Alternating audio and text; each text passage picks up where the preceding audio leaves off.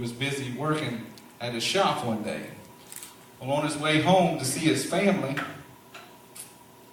he happened to notice a little rash on his arm, and it kind of shows his wife his arm. She kind of looks it over and says, "Oh, that ain't no big deal." She gets a little bit of oil. She kind of puts a little bit of ointment there and puts on his arm. So they eat supper. Then after supper, he kind of heads on back to work, just working away, just honest man working there. And the same thing happened for about 3 or 4 days. 3 or 4 days long, he kept on doing that. Well, he goes back to the house, and he shows his wife, says, "Man, this rash has done spread all over my body. What'd I do?" Well, she told him he needed to go see the priest, because back in them days, people really didn't go to the doctor as much as they did the priest, because a lot of their sicknesses they thought was cause of sin. So they pretty much went to the preacher before they went to the doctor. And I think that's pretty good. If we do that today, go to the preacher first, and then we go see the doctor. Amen? So he goes over to the priest, and the priest takes one look at him and says, "Oh no," says, "you've got leprosy."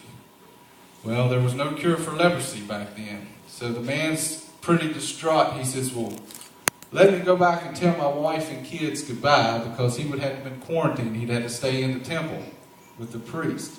And the priest looks at him and says, "Not only can you go back and see your wife and kids, but you have to be here.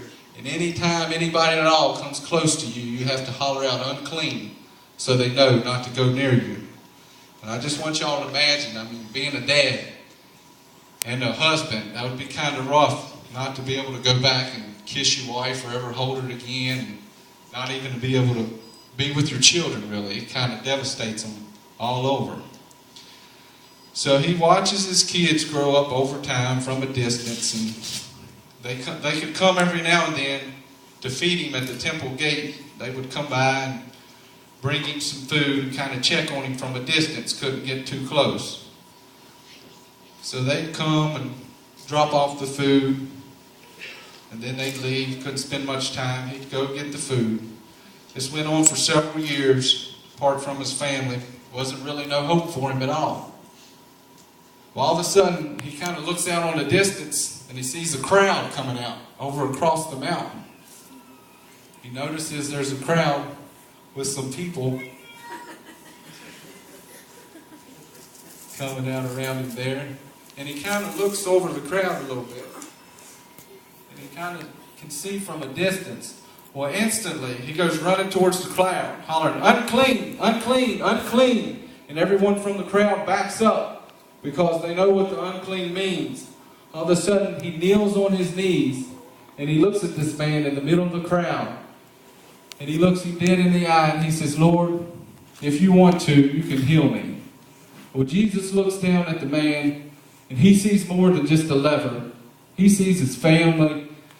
He sees the man, no job, nobody to support his family, never be able to see his kids again. He reaches down with the man with compassion, touches him on the head, and says, "I want to be healed."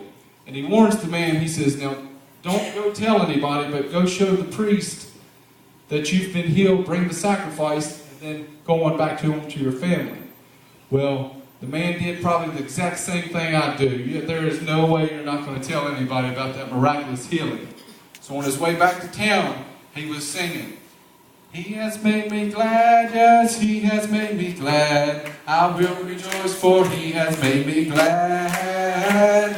He has made me glad, yes, he has made me glad. I will rejoice, for he has made me glad.